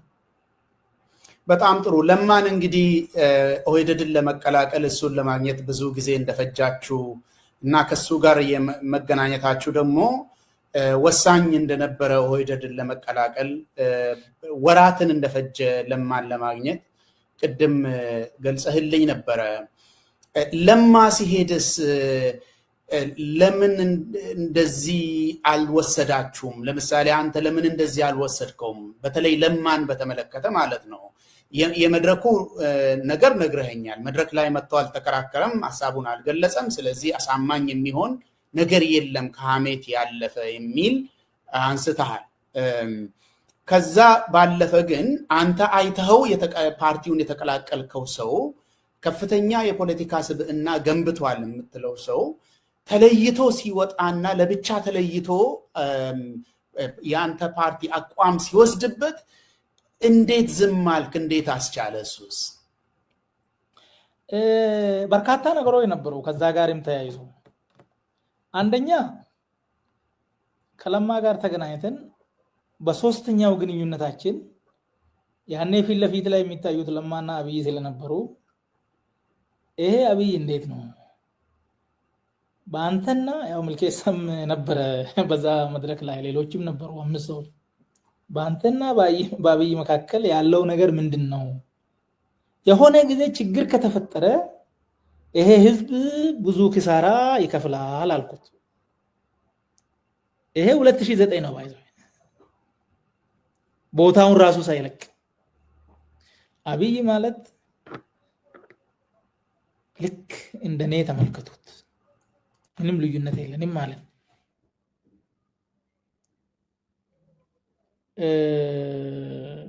አንዱ ጉዳይ እሱ ነው። ሁለተኛው ጉዳይ ኢህአዴግ ስራ አስፈጻሚ ኮሚቴ በዚህ በውህደት ላይ ሲወስን ለማ እጁን አጠር አድርጎ አወጣ። ትዝ ካለ ወደ ላይ አላወጣም፣ ደግሞ አውጥቷል የሚል አሳይተው ነው ለማ ደግፏል የሚል። አልደገፍኩም ብሎ ደግሞ ሳይደግፍ በዛ ደረጃ ሆኖ ከሆነ አልደገፍኩም አላለም። እንዳልኩ ክሊር በሆነ መንገድ በኦዲፒ መድረክ ላይ ደግሞ ይሄ ነገር በዚህ ምክንያት ጊዜው አይደለም የሚሉ ሰዎች ነበሩ። ግን ስንወስን ሁሉም ደገፈ። እኔ ጊዜው አይደለም ከሚሉ ሰዎች አልነበርኩም። ጊዜው አይደለም የሚሉ ሰዎች ነበሩ። ሲያነሱ ግን አደይ እንደው ዘዴ በአቋም አልጸኑ። ሁሉም አወጣና ደገፈ። እኔ ደጋፊ ነበርኩ፣ ያው ቅድም በነገርኩ መሰረት ምንም ችግር የለም በሚል ማለት ነው። በዛ ውስጥ ኮንፊውዥን ነበር። ለማ ራሱ አልደገፈም ደግፏል የሚል ነገር ክሊር አልነበረም። ቪኦኤ ላይ ወጥቶ አንድ ጊዜ ከመናገሩ ውጭ ስራ አስፈጻሚ ኮሚቴ ላይ ኢህአዴግ ላይ እጅ አሳይቷል። እሱ ራሱ ኮንፊውዥን። አንድ ቀን ከሚልኬሳ ጋር እናገኘው ብለን ተመካክረን ሚልኬሳ አግኝተዋል፣ እኔ አላገኘውም። አንድ ትልቅ ክፍተት የፈጠረው እሱ ነው። እኔ በሆነ ምክንያት መሄድ አልቻልኩም። ልንሄድ አስበን ወስነን ግን አልቻልኩም። ሚልኬሳ ብቻውን ሄደ። ከዛ ደግሞ ተወያይቶ መጣ። ከመጣ በኋላ ግን በትክክል አላስረዳኝም ማለት ነው። ሚልኬሳ አልተቀበልኩትም፣ አላሳመነኝም። ለምንም አይደለም። እኔ ማንኛውንም ሐሳብ ካሳመነ ምንም ችግር የለም። ካሳመነ ይሄ ሐሳብ በቃ የቆየሁበት ነው። ስንት ዓመት ከኔ ጋር ኖሯል፣ አለቅም አለኝ እና አዲስ የተሻለ ሐሳብ ከመጣ እኔ አመለካከቴን ለመቀየር ለሌላ ምንም ነገር ሳይሆን ለተሻለ ጉዳይ ምንም ችግር አልነበረም። ግን አላሳመነኝም በወቅቱ። እሱ ነበር ደግሞ ሀሜቱ አልኩ ማለት ነው። ከዛ በኋላ ለማ መድረክ ላይ ዝም እያለ መድረክንም እየቀረ አንዳንዴ በቃ ይሄ የሚባለው ቅናት እውነት ይሆን እንዴ? ሰው አይደለ አንተም እውነት ይሆን እንዴ በቃ ትላለህ ማለት ነው። በዚህ ምክንያት ይሆን እንዴ ለማ ትላለህ። አንድ እሱ ግን ምንድነው ችግሩ? ሁለት ችግር አለ። ይሄን ሐሳብ ማመን ነበረብኝ አልነበረብኝም ብዬ ሳስብ ሁለት ነገር ነው። አንድ አብይ በበዓለ ሲመቱ ላይ ብዙ ሀተታ ከተናገረ በኋላ አንድ ቁም ነገር ተናግሮ ነበር። ያ ቁም ነገር ምንድነው? እንደዚህ ፊት ለፊታችሁ እንደሚቆም እናቴ በ7 ዓመቴ ነግራኝ ነበር አለ። እሱ ቁልፍ ጉዳይ ነበር። ሌላው ሀተታ ነው እና እሱን ክሪቲካሊ ማየት ነበረብኝ። ያዩ ሰዎች ነበሩ። that was my failure። ንጉሳዊ ስርዓት ነው የሚመሰርተው አለ። ዲሞክራሲ የሚባል ነገር ከዚህ በኋላ የለም። ፍትህ ምናምን ህግ ምናምን የሚባለው ነገር በእግዚአብሔር የተሾመ ሰው ተጠያቂነት የለበትም። ባይዘው ፈጣሪ ነው ይሄን ቦታ የሰጠኝ፣ ይሄን ደግሞ ቀደም ብላ አይታ እናቴ ነግራኛለች አለ እና እሱን ማየት ነበረብኝ። ትግል ምናምን የሚባለው ነገር ይሄ ኢትዮጵያ ህዝብ ታገለ፣ ኦሮሞ ህዝብ ታገለ፣ ኦሮሞ ጥያቄ፣ አማራ ህዝብ ጥያቄ የሚባል ነገርም የለም። ይሄ ሹመት፣ ይሄ ስልጣን የህዝብ የሚባልም ነገር የለም። ስልጣን እኔ ነው። ይሄ ሳልወለድ በፊት የታጨውበት ነው። ይሄ ፈጣሪ ዲዛይን ነው ያደረገው። ትግል የሚባል ነገር ብትታገሉ ባትታገሉ ምንም ነገር አይሆንም የሚል ነበረው። ህዝብን ትግል ካደ ነበር። በትግል አልመጣሁ ማለት ነው። ወደፊት የሚሰራው ደግሞ ተጠያቂነት የለብኝም እኔ ንጉስ ነኝ አለ። እሱን ማየት ነበረብን። ክሪቲካሊ አላየሁም። እሱ ያው በኋላ ነው። ሁለተኛ ይሄ ሰውዬ ስለ ማንነቱ እርካብና መንበር በሚል መጽሐፍ ውስጥ ጽፏል። ስታነብ ታገኘዋለህ። ብዙ አተታዎች አሉ። አንደኛ ወጥ አቋም የለም እዛ ውስጥ። በኋላ ሳይ አንዳንዴ አምባገነንነትን ይደግፋል፣ ሌላ ጊዜ ዲሞክራሲን ያወድሳል፣ ሌላ ጊዜ ማስመሰል ምናምን ይላል። ብዙ የተወሳሰቡ ነገሮች አሉና የሚጨበጥ ነገር የለውም። ስለዚህ ሰውዬ ፐርሰናሊቲ ይሄ ሰውዬ ማን ነው ማለት ነበረብኝ። ከዛ ንግግር ባሻገርም ይሄ ሰውዬ የጻፈው መጽሐፍ አለ ወይ? ከድር ሰተቴ የሚባል መጽሐፍም ጽፏል ነው የሚባለው። እሱን አላነበብኩም። እርካብና መንበርም በወቅቱ ያው ገበያ ላይ በሰፊው ስላልነበረ አላነበብኩም። ግን በኋላ አንብቤያለሁ። በኋላ ሰውዬውን ካየው በኋላ ምንድነው የሚለው ቁልፉ? ሰዎችን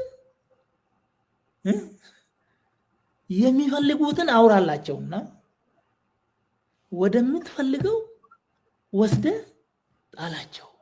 ከዚያም በሬ ሆይ ሳሩን እንጂ ቅጠሉን ሳታይ ይበላቸው ይላል። ሳሩን እንጂ ገደሉን ሳታይ፣ ሳሩን እንጂ ገደሉን ሳታይ ይበላቸው ይላል። ይሄ ማለት የጻፈው ነገር የተናገረው ነገር ለማታለል እንደሆነ ግልጽ ይሆንልኝ ነበር። ይሄን ቀደም ብዬ ፋክቱ ቢኖርኝ። ስለዚህ ሰውዬ ሳላቅ እንዲሁ በየዋህነት አስተሳሰቡን ጻፈ ብዬ ተናገረ ብዬ ማመነ ትክክል አልነበረም እና ከለማ ጋር ተያይዞም ኦፍ ኮርስ አትሊስት አግኝቼ ምንድነው ብዬ መጠየቅ ነበረብኝ። እና እዛ ላይ ራሴን አያለው ማለት ነው። ከዛ ባሻገር ግን ያው ሌላ ኢንቴንሽን ኖሮኝ ሳይሆን የተጻፈው ነገር ለኦሮሞ ማለት ኦሮሞ ትልቅ ነው በኢትዮጵያ ውስጥ እና ያ የተጻፈው ኢትዮጵያ ውስጥ ቢሳካ በቁመቱ ልክ ብልጽግና ከመጣ በቁመቱ ልክ ይደርሷል፣ ፍትህ ከመጣ በቁመቱ ልክ ይደርሷል፣ ምንም የሚጎልበት ነገር የለም የሚል ሙሉ እምነት ይዤ ነው ብልጽግና የሆንኩት ማለት ነው። በዚያ ነው። በጣም ጥሩ። እንግዲህ አሁን የተለያዩ ነገሮችን ነግረኸኛል። ብልጽግና ውስጥ የተፈጠሩ ችግሮችን በተለይ ከአብይ ጋር ስትገናኙ የስርዓቱን ግድፈቶች፣ ህዝብ እንዴት እየተቸገረ እንደሆነ፣ የፍትህ ማጣት፣ ሰዎች አለ ህግ መታሰር እና መገደል፣ ህዝብ ድምፅ መታፈን፣ ሁሉንም ነገር አንስቼ አውርቼለት ነበረ ብለህ አንዳንድ ነገሮችን አንስተኛል።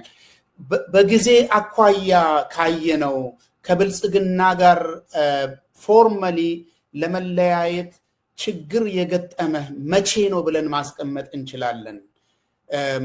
ከዛው አያይዘ በምን ጉዳዮች ናቸው? ቅድም ያነሳህልኝ ነገር ከሆነ ያው ስለሰማን መድገም አያስፈልግም። ነገር ግን ከዛ የሚለዩ ነገር ከሆነ ወይ ደግሞ ያተረጓጎም ነገር የቀርቶህ እንደሆነ እንድትነግረን ነው።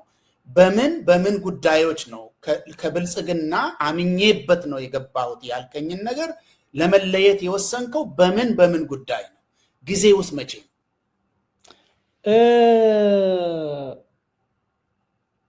ሁለት ሺህ ያው ሌሎቹ ቀደም ብዬ ነግሬያለሁ።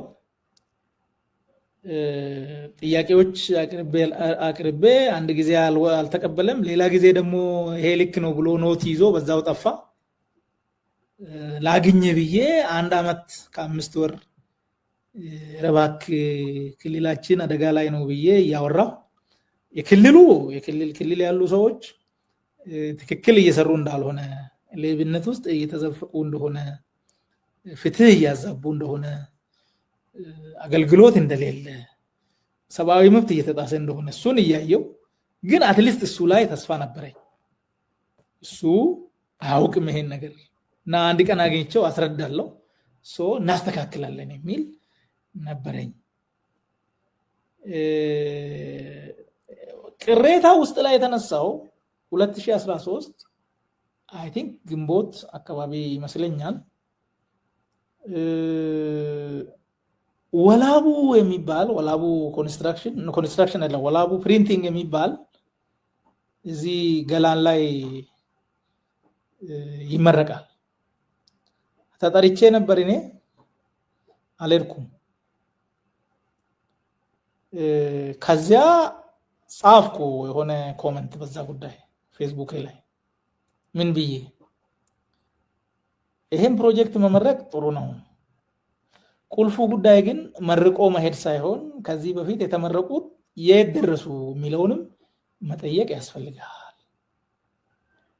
እነ ገዳባስ የት አሉ? አሁን እነ ኦዳባስ በኦሮሞ ኢኮኖሚክ ሪቮሉሽን የጀመርናቸው እነ ኬኛ ቢቨሬጅ የት ደርሷል?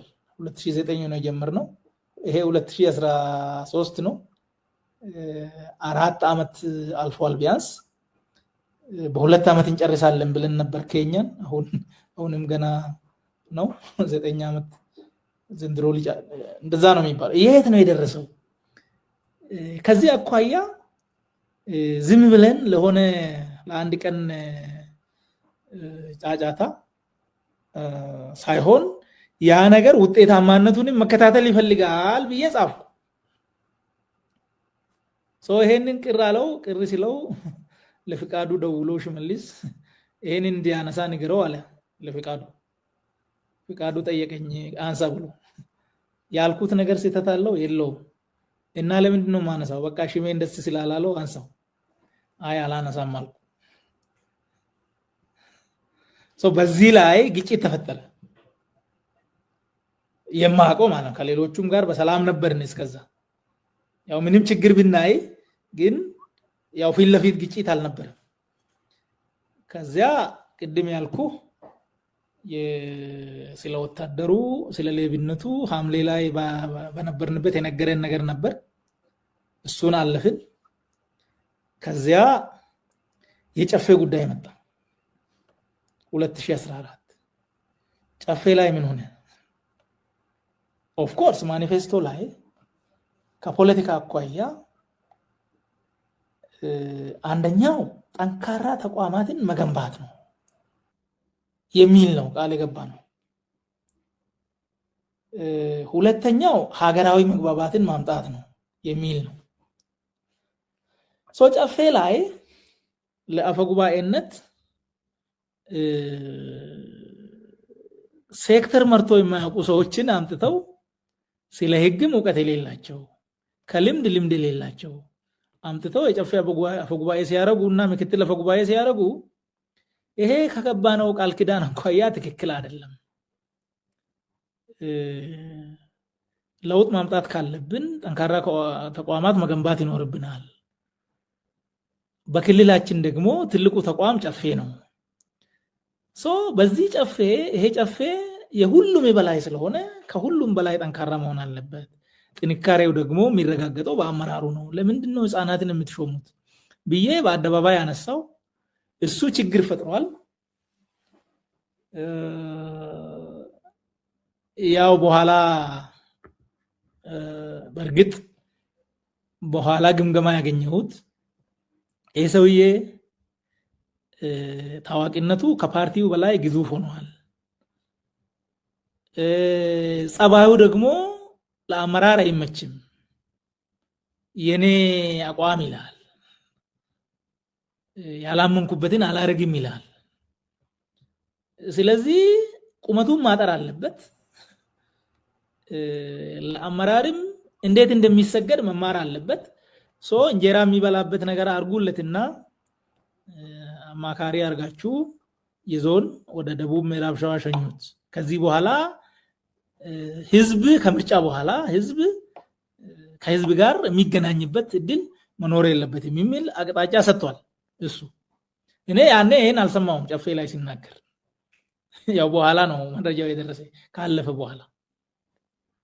ከዛ መስከረም 26 2014 በኢትዮጵያ የኦሮሚያ ፕሬዝዳንት ጽህፈት ቤት ጠራንና የተወሰኑ ሰዎችን ምክትል ሚኒስቴር ዴታ የሆንኩት እኔ ያው ጨፌ ላይ በመናገርና ያንን ተከትሎ ደግሞ የህዝብ ጩኸት ስለተሰማ ነው ሚኒስቴር ዴታ የሆንኩት እንጂ የሆነ አማካሪ እኔ አላወኩም። ያው አውቄ አይደለም መሬትን ተከትዬ ነው የተናገርኩት እንጂ ያን ነገር ያን ሴራ ምናምን እኔ አላቅም ነበር። ከዛ በኋላ አገልግሎቱን ጨርሷል። ይሄ ይጣል ተብሏል። በወቅቱ እኔ አላውቅም ነበር። ግን ያው ከመሪ አኳያ ተናገርኩ። ሲናገር ህዝብ ደግሞ እንትን አለ እና ብዙ እንትኖች ለምን የሚል ጥያቄ ተነሳ።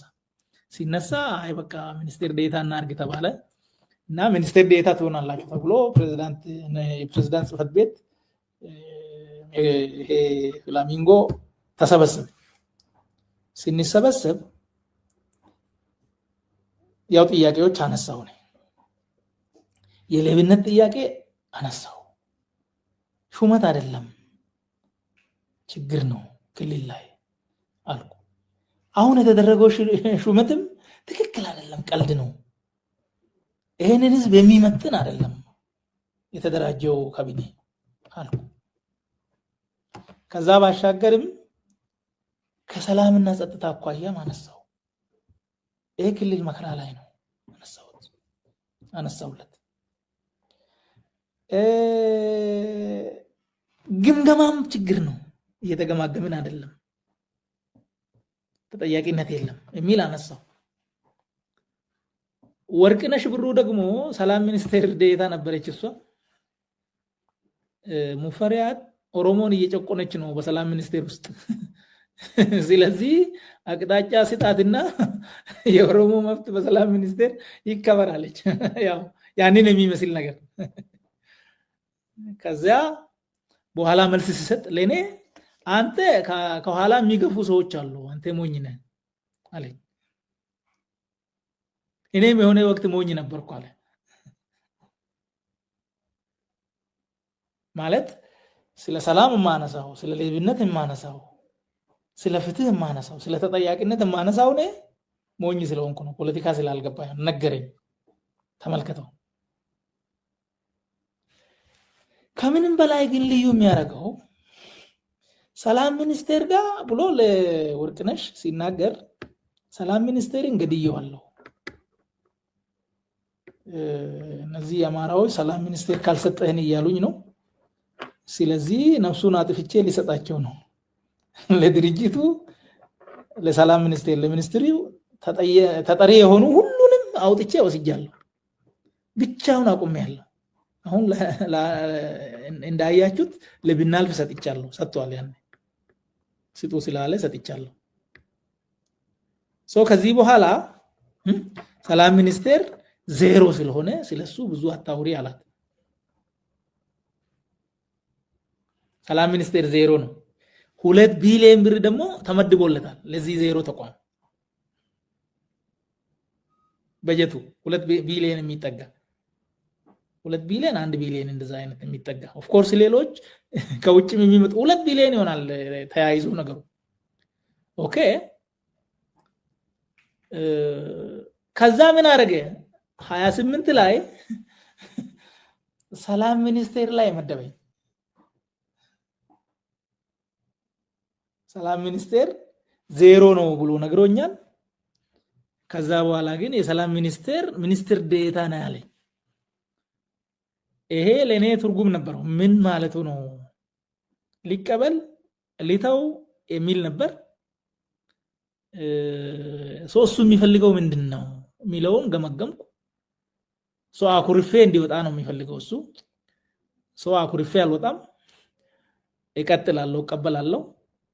እዛ ሆኜ ግን ለወከልኩት ህዝብ ድምጽ መሆኔን እቀጥላለሁ ብዬ ወስኜ ቀጠልኩ። ከዛ በኋላ የከረዩ አባገዳዎች ግድያ መጣ። ያን ግድያ ራሳቸው ፈጽሞ ግን ኦነግ ሸኔ የፈጸመ ያሉ መረጃ ነበረኝ። በመረጃው ላይ ተመስርቼ ይሄ ትክክል አይደለም የፈጸመው መንግስት ነው የሚለውን አጋለጥኩ። ይሄ ግርግር ፈጠረ። በግርግሩ ተገናኘን። ጠራኝ ማለት ነው። ፈልጌ ያልቻልኩት ፈልጋለሁ ብዬ ያልቻልኩት ይሄን ሳረግ ደግሞ ጠራኝ እና ቅድም ያነሳውልህን አነሳለኝ። አሁን ደግሞ የበለጠ የተረዳሁት ለዚህ ህዝብ መከራ፣ ለዚህ ህዝብ ሰቆቃ ምንም ደንታ እንደሌለው ገባኝ። ክልሉ ላይ ያለው መከራ እሱ ሳያውቅ እንደሆነ ነበር ይረዳ የነበረው። አሁን ከዛ በኋላ ሁሉም ነገር በሱ እውቅና እንደሆነ ገባኝ። ሰላም እንዳይኖር የሚፈልገው እሱ እንደሆነ፣ ሌብነት እንዲንሰራፋ ፍትህ እንዲዛባ የሚፈልገው ራሱ እሱ እንደሆነ ገባኝ። ምናልባት የዚህ ምስጢር የዚህ እንቆቅልሽ አሁንም አልገባኝም። ይሄ ህዝብ ምን እንዳደረገው ለምን በዚህ መጠን እንደሚጨክንበት እኔ አልገባኝም። ግን ያንን በፖሊሲ አውጥቶ እያደረገው እንደሆነ ግን አሁን እኔ ይገባኛል ማለት ነው። እሱ የማያውቀው ኦሮሚያ ላይ የሆነ ወንጀል የለም አሁን የገባኝ። ከዛም ሄድን ብልጽግናም እንደገና ፓርቲ ሆኖ መጋቢት መጀመሪያ 2014 አዲስ በፊት ያው በመርጀር ነው የመጣው። አሁን በጉባኤ ያደረገ ቀጠለ። እንደገና ሐምሌ መጣ። ሐምሌ 2014 መጣ። ያኔ ደግሞ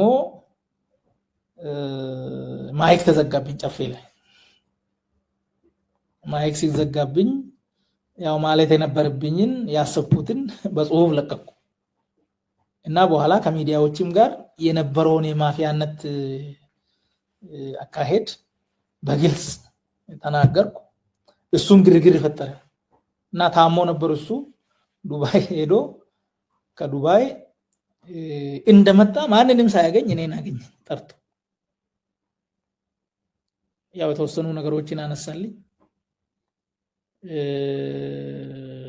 ያው አንዳንዶቹ ላይ ያስፈልጉ ይችላሉ፣ ግን ክሪቲካል ነገሮች አሉ።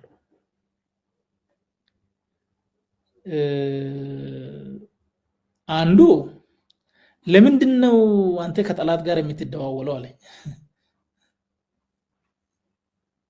ቹቹ አለባቸው የሚባል የአማራ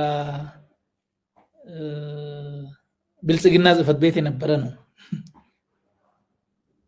ብልጽግና ጽህፈት ቤት የኮሚኒኬሽን በኔ ሌቨል የነበረ ሰው ነው፣ እንተዋወቃለን። እኔ ሲናገርና ስጽፍ ይሄ እኮ እኛ ጋም እንደዚህ ነው፣ ማፊያ አገር ወሯል፣ እናንተ ጋር ብቻ አይደለም ብሎ ደውሎ ተነጋገረ። የጻፍነው ሌላ ነው፣ እየሆነ ያለው ሌላ ነው። ማፊያ አገር ወስዷል። ብልጽግና ቀርቶ ወደ ጉስቁልና እያመራን ነው የሚል ተነጋገረን። ይሄ ተቀድቷል። የሱ ስልክ ተጠልፎ ነበር መሰለኝ፣ ወይም የኔ ተጠልፎ አላቅም። እና ይሄንን ሰምቷል፣ መረጃ አለው። እና ለምን እንደዚህ ለቹቹ አለባቸው ለጠላት ለምን ትደውላለህ? ይሄ ምን ማለት ነው? ጠላት ማን ነው? ይሄ ሰውዬ ብልጽግና አባል የነበረ ነው። ብልጽግና ደግሞ እንኳን አባሉን ተቃዋሚው ራሱ ወንድም ነው ብሎ የሚያምን ነው። መደመር ጠላትም የለም ይላል። ይሄ ከየት መጣ? እንዴት ነው እንደዚህ የምትለው? እነዚህ ሰዎች እንደው በፖለቲካ ቢቀር ዘመድም አይደለንም ወይ አልኩት ማለት ነው። አንዳንድ ነገሮች ለሚዲያ የማይመቹ ለምን እንደዚህ አልኩት። ሁለተኛ እነገሌን ላጠፋ ነው አለኝ። በአካባቢው ፖለቲካ ምናምን ስም ጠርተው ምናልባትም ያው የሚሆነው ስለማይታወቅ አማራን ላጠፋ ነው አለ። ምስጢር ሆኖ እንዳይቀር ለምን አፉን አውጥቶ እንደዚህ አማራን ላጠፋ ነው ብሎ እንደዚህ ነገረ? አዎ እያፈረስኩ ነው አለ። እንዴ እኔ እኮ እየጠየቅኩ ያለሁት ኦሮሞ ህዝብ ነፃነት እንዲያገኝ፣ ፍትህ እንዲያገኝ፣ ከችግር እንዲወጣ እንጂ አማራ እንዲጠፋ እኔ ለዛ አልታገልኩም፣ አልፈልግም አልኩት። እንደዚህ አይነት ነገር አይደለም አልኩት። ጥያቄ ደነገጠ። ይሄን ከዚህ በኋላ እኔ ጥያቄ ጠየቅኩ።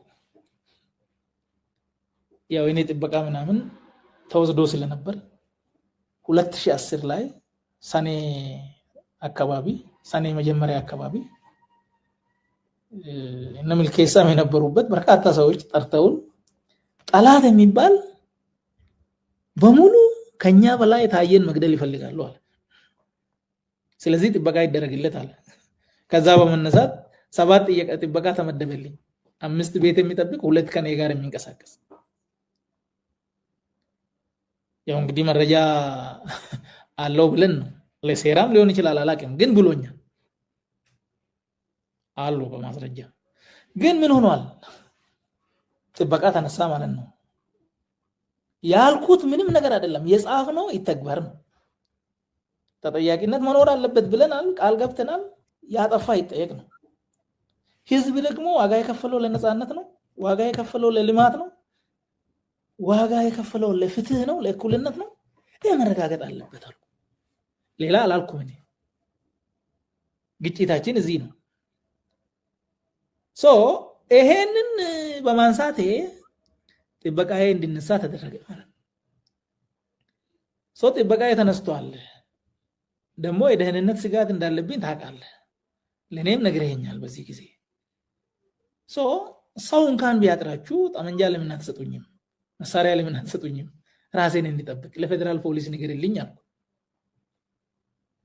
እኛ አንገልህም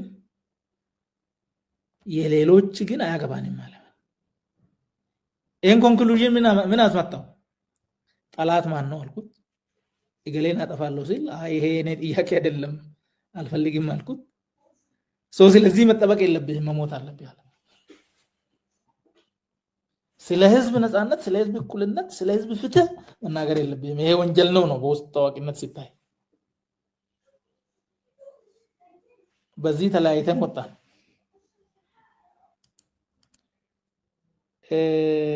በዚህ ሂደት ነው የመጣ ነው እና እስከ ተለያየንበት ጊዜ ድረስ ነው የቆየው ለማለት ነው መልካም አቶ ታዬ አመሰግናለሁ እንግዲህ የብልጽግናን ፖሊሲ እንደምትቀበል በፖሊሲው ጋር ችግር እንደሌለብህ የፖለቲካ ፕሮግራሙ ላይ ችግር እንደሌለብህ ዋና ሐሳቤዎቹ ላይ ችግር እንደሌለብህ ቅድም ገልጸህልኛል ይሄንን ቃለ ምልልስ የሚሰማ ሰው አይ ከብልጽግና ጋር ያለህ ልዩነት ያፈጻጸም ነው እንጂ መሰረታዊ ልዩነት የለህም ቢል ምንድነው የምትለው መሰረታዊ ልዩነት አለ እንጂ ብልጽግና የተጻፈ ብልጽግና አለ የኔ እምነት እሱ ነው እየተሰራበት ያለው ነገር ግን ያልተጻፈ ብልግና አለ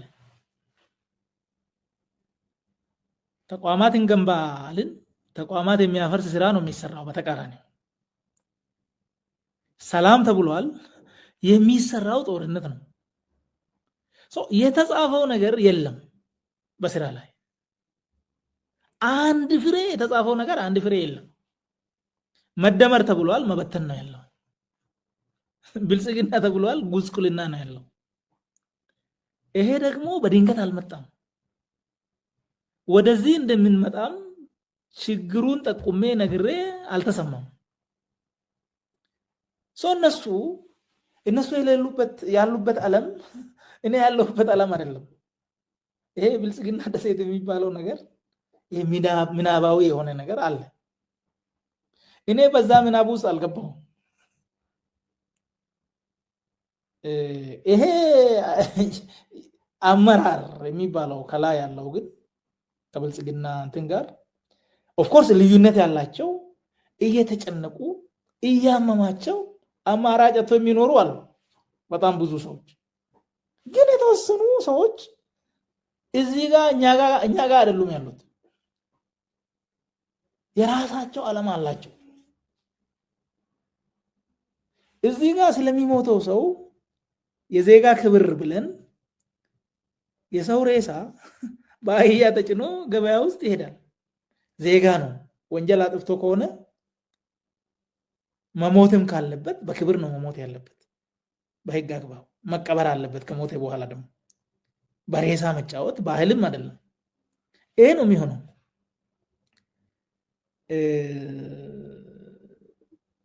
እና ችግር እንፈታለን ስብራቶች አሉን ጠግናለን ብለን መተን ችግር እኮ ድሮም ነበረ ሞት እኮ ድሮም ነበረ ጦርነት እኮ ድሮም ነበረ ምን ታዳንቃላችሁ የሚል መጣ ሌብነት ቀይ መስመር ነው አናልፈውም ማለት በኋላ ራሱ ቀይ ምንጣፍ ሆኗል። ከዚህ በኋላ ሁላችሁም ሄዱበት አለ። አየው ህገ መንግስት ህግ መከበር አለበት ሲባል ፓርላማ በማያውቀው 15 ቢሊዮን ዶላር የዚህች ሀገር 2 ዓመት ለሚጠጋ በጀት የሚሆን ዝም ብሎ በግሉ ሰውየው አንቀሳቀሳል። ከየት መጣ ለምን መጣ የሚለው አይታወቅም። ያ ነገር እኛ ያልነው ሰው ተኮር ነው፣ ግን ቁስ ተኮር ነው። ነፃነት ሆነ ነፃነት ብለናል። አሁን የመጨረሻ ጭቆና ሆኗል። ይሄ ጭቆና ደግሞ ያው በድንገት የሆነ ሳይሆን ታስቦበት የሚሰራበት ነው። ሶ ከኔ ጋር አሁን ሐሳቡ አሁን ብልጽግና ሌላ ፓርቲ ስለ ፍትህ ቢያነሳ አይ ፍትህ ልክ አይደለም አትልም እኮ ትላለህ። you cannot say ነፃነት ካለ እኩልነት ካለ ወንድማማችነት ካለ እነዚህ ቃላቶች የሚጠሉ አይደሉም። አሳምረ መጻፍ ትችላለህ። ዋናው ጉዳይ ግን ልብ ወለድ ነው ነገሩ። አሁን ላይ አንድ ነገር የተጻፈ ፕሮግራም፣ የተጻፈ መርህ፣ የተጻፈ ዓላማ፣ የተነገረ የተገባ ቃል አንድም አልተፈጸመም። አፈጻጸም ብለህ የምትለው ያው የተወሰነ ተፈጽሞ የቀረ ሲኖር ነው አፈጻጸም የምትለው። ይሄ ተቃራኒውን የተፈጸመው ደግሞ በድንገት አይደለም፣ ዓላማው የተጻፈው አይደለም። ብልጽግና የሚባለው ያልተጻፈው ነው። እሱ ደግሞ ተተግብሯል። የኔ ልዩነት እሱ ላይ ነው። በምትተገብሩት ውስጥ የለውበትም። እኔ ያመንኩት የተጻፈውን ነው በሚል ነው የተለየሁት ማለት ነው።